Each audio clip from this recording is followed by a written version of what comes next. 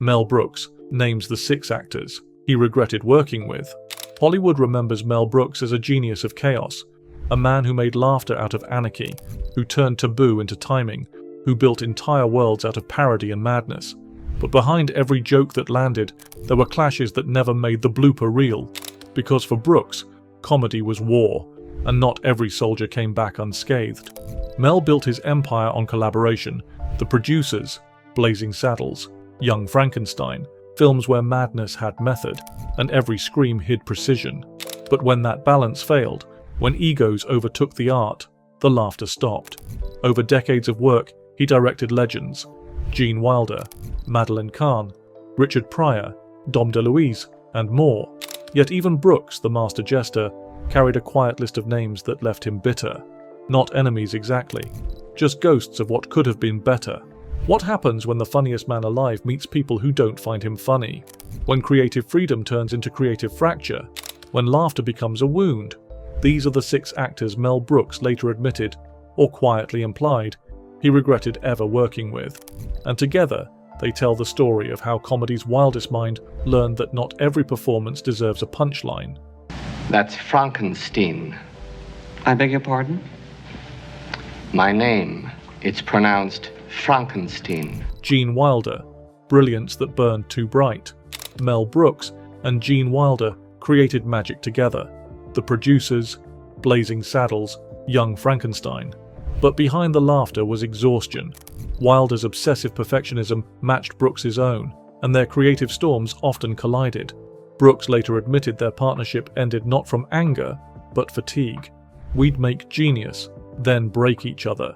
Their brilliance was combustible, and both men knew they couldn't survive another fire. Wilder's performances were lightning in a bottle. His eyes flickered with manic innocence, his timing sharp enough to cut glass. Brooks admired him because he felt dangerous, emotionally raw in a world built on punchlines. Gene was a poet trapped in a madhouse, and I was the madhouse. During The Producers, Brooks discovered that when Wilder laughed, it wasn't performance. It was catharsis. The role of Leo Bloom wasn't just written for him, it was written because of him. But by Young Frankenstein, the creative bond that once fueled them began to blister. Wilder's passion for rewriting scenes and chasing emotional truth clashed with Brooks's instinct for speed and structure. Rehearsals turned into debates, sometimes about a single syllable, sometimes about an entire scene. Brooks would push the pace. Wilder would demand one more take, one more layer. He wanted perfection, Brooks recalled, and I wanted to make the day. The result, paradoxically, was cinematic perfection. Every argument found its echo in the film's rhythm, the wild heart of Wilder balanced by Brooks's exacting frame. When the movie became a classic, the victory felt hollow. They had reached the summit together but discovered they could not climb it twice. In later years, Brooks spoke of Wilder with a tremor of reverence. "I loved him like a brother," he said, "but we worked like enemies." What they built together still glows with unrepeatable chemistry, a fusion of genius that flared, burned, and quietly turned to legend. Their laughter made history, their silence made myth. How's it going? It's like wet sauerkraut in my hands. By morning he will be my slave. Splendid. Madeline Kahn, the genius who refused to be controlled. Mel Brooks adored Madeline Kahn's timing. Her every pause was music. Yet she also challenged him like no one else. On Blazing Saddles, their chemistry was electric but volatile. Kahn pushed for respect in a male-dominated set, and Brooks, protective of his vision, sometimes pushed back too hard. "She was impossible," he said later, but only because she was perfect. Their respect never healed the tension. Kahn was unlike any other actor Brooks had ever directed, precise, witty, and utterly unwilling to be patronized. Her portrayal of Lily von Stupp became one of the most iconic comedic performances in film history, mixing sensuality with absurdity. Madeline didn't just perform the joke, she built it, she engineered it. Brooks admired that control, but on set it often clashed with his instinct for chaos. At my fill of love, from below and above. During filming, Kahn questioned line deliveries, camera angles, even musical phrasing, never to undermine Brooks, but to elevate the rhythm. In an era where few actresses had creative authority, her assertiveness could unsettle even the most confident directors. Brooks was both awed and frustrated. She'd stop a take and ask why the joke needed a man to complete it, he later recalled. She didn't want to be the punchline, she wanted to be the writer of it.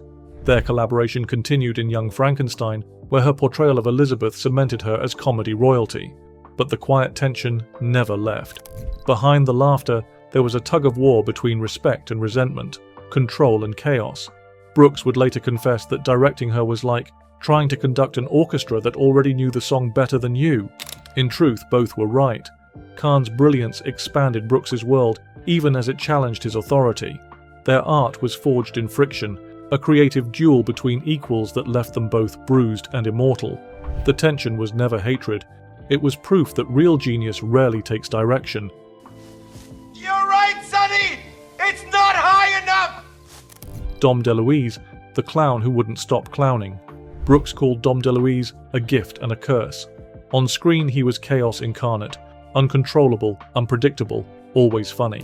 But on set, that same energy wore thin. During History of the World Part 1, Brooks grew frustrated with DeLuise's endless improvising.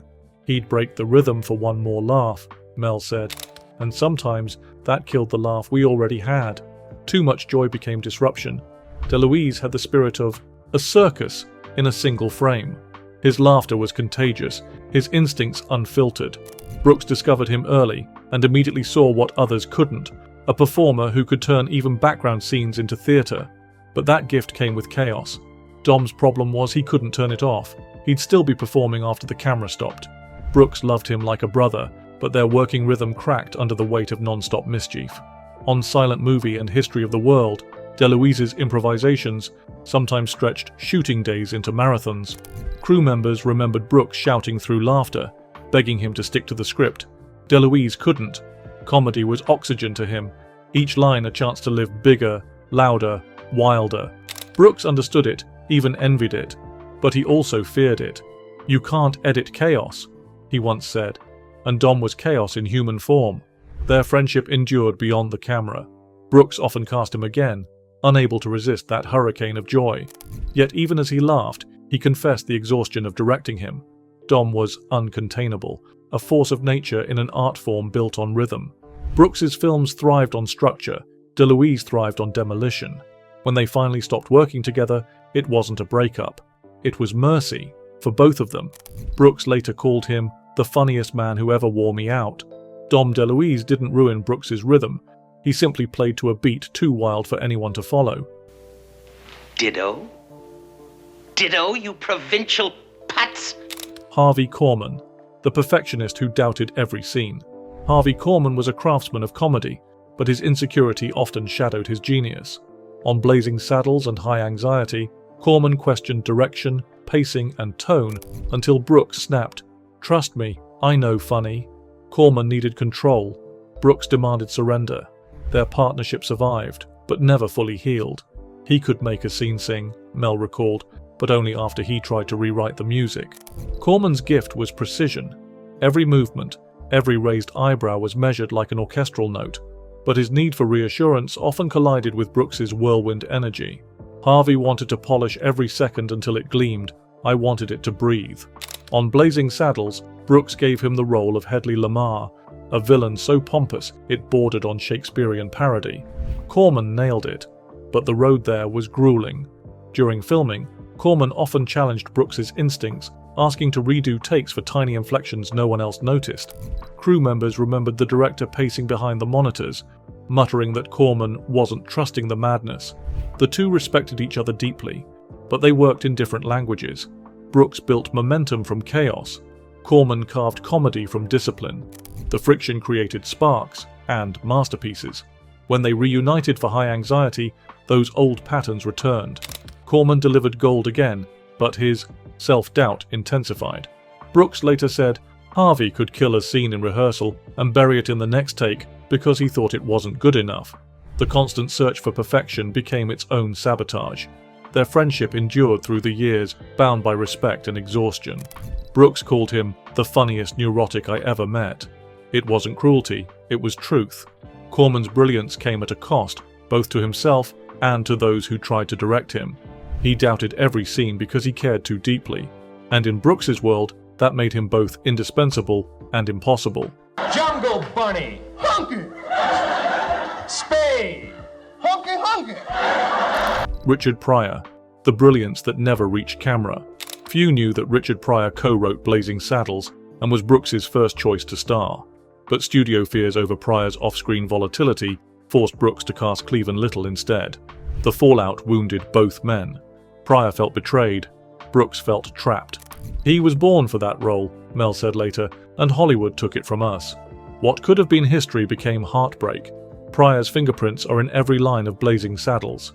His writing gave the film its danger, the audacity to say what no one else would. He stripped away the politeness of satire and replaced it with truth. Richard wrote pain and laughter as the same sentence. When Brooks first read his early drafts, he saw not a comedian, but a revolutionary. Pryor's voice cracked open the conventions of studio comedy. But when the studio refused to insure Pryor, the dream unraveled. Brooks fought executives for weeks, insisting Pryor was the heart of the story. The answer was still no. Cleavon Little stepped in, elegant, precise, remarkable, but Brooks knew the version that might have been. After filming, he sent Pryor an early cut. Pryor laughed, then cried, "You made my movie," he told Brooks. He meant it, and it broke me. Their friendship survived, but something between them changed. Pryor's fame grew. Brooks turned his heartbreak into discipline. Both men carried the ghost of what they lost, a creative match too explosive for Hollywood to risk.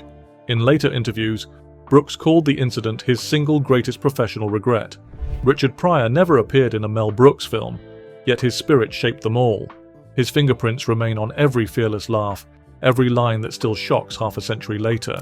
Brooks gave comedy structure, Pryor gave it a pulse. Together they rewrote its DNA, even if the world only saw half the story. Hey, Anne Bancroft. I'm Mel Brooks.